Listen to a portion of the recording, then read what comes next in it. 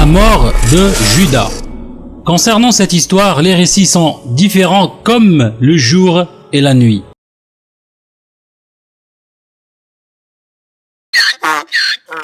L'écrivain de l'évangile selon Matthieu nous raconte le sort de Judas dans Matthieu 27.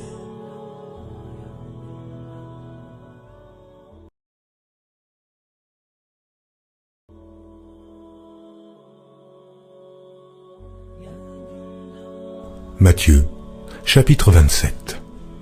Alors Judas, qui l'avait livré, voyant qu'il était condamné, se repentit et rapporta les 30 pièces d'argent aux principaux sacrificateurs et aux anciens, en disant « J'ai péché en livrant le sang innocent. » Ils répondirent « Que nous importe? Cela te regarde. » Judas jeta les pièces d'argent dans le temple, se retira et alla se pendre. Les principaux sacrificateurs les ramassèrent et dirent « Il n'est pas permis de les mettre dans le trésor sacré, puisque c'est le prix du sang. » Et, après en avoir délibéré, ils achetèrent avec cet argent le champ du potier pour la sépulture des étrangers. C'est pourquoi ce champ a été appelé champ du sang jusqu'à ce jour.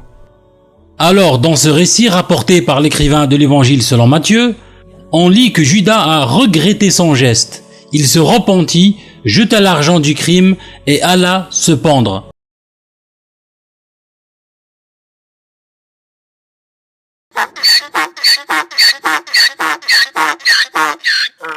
Mais l'écrivain des Actes des Apôtres nous raconte une toute autre histoire qui est le contraire absolu de celle relatée par l'écrivain de l'évangile selon Matthieu.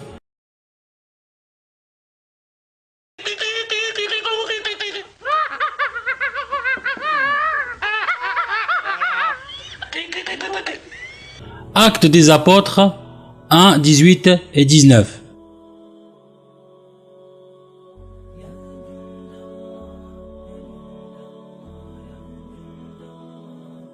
Actes des Apôtres, chapitre 1er. Cet homme, ayant acquis un champ avec le salaire du crime, est tombé, s'est rompu par le milieu du corps, et toutes ses entrailles se sont répandues. La chose a été si connue de tous les habitants de Jérusalem que ce champ a été appelé, dans leur langue, Akeldama, c'est-à-dire champ du sang.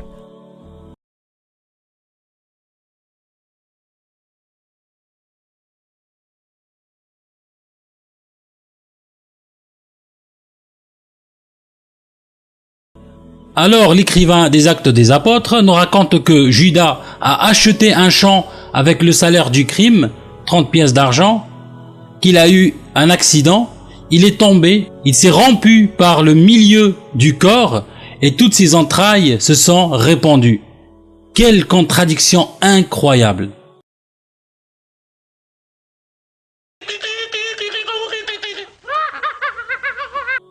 Qu'est-ce que Judas a fait avec l'argent du sang qu'il a reçu pour trahir Jésus? Dans Actes des Apôtres, il a acheté un champ. Dans Matthieu, il a jeté l'argent dans le temple, il est parti.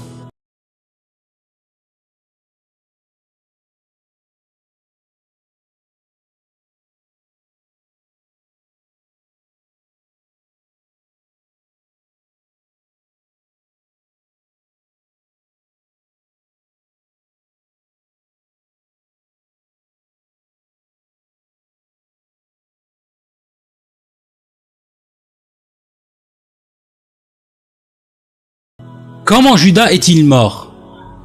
Après qu'il ait jeté l'argent dans le temple, il est parti et s'est pendu. Ça, c'est la version de l'écrivain de l'évangile selon Matthieu. Après qu'il ait acheté le champ avec le prix du sang, il est tombé par accident, la tête la première. Il s'est rompu par le milieu du corps et toutes ses entrailles se sont répandues. Et ça, c'est la version de l'écrivain des Actes des Apôtres.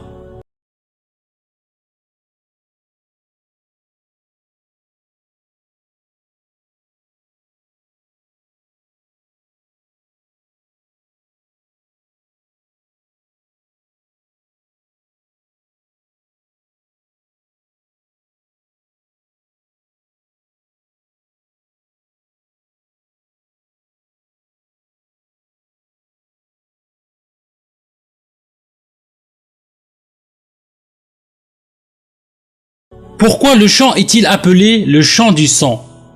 Puisque les prêtres l'ont acheté avec l'argent du sang, selon l'écrivain de l'évangile selon Matthieu, mais selon l'écrivain des Actes des Apôtres, en raison de la mort sanglante de Judas là-dedans.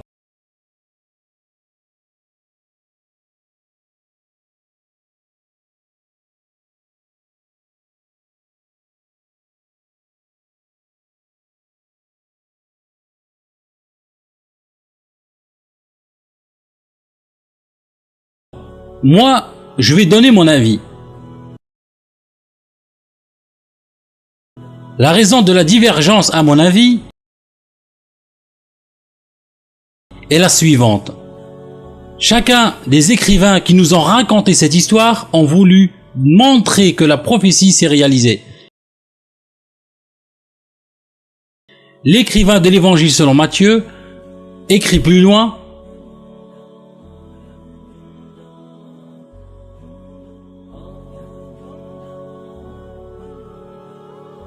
Matthieu, chapitre 27. Alors s'accomplit ce qui avait été annoncé par Jérémie le prophète. Ils ont pris les 30 pièces d'argent, la valeur de celui qui a été estimé, qu'on a estimé de la part des enfants d'Israël, et ils les ont donnés pour le champ du potier, comme le Seigneur me l'avait ordonné. L'écrivain des Actes des Apôtres écrit aussi: Actes des Apôtres, chapitre 1er. Or, il est écrit dans le livre des psaumes que sa demeure devienne déserte et que personne ne l'habite, et qu'un autre prenne sa charge. Chacun des écrivains nous a raconté l'histoire comme il l'a voulu, ce qui veut dire on ne sait pas ce qui s'est vraiment passé.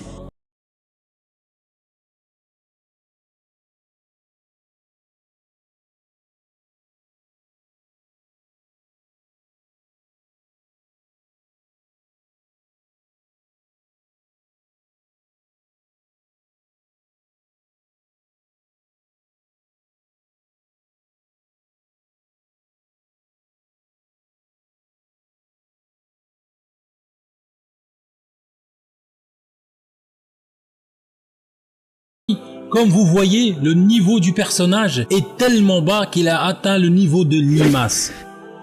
On comprend pourquoi il refuse le débat en criant au viol. La vérité, c'est qu'il n'a pas le niveau.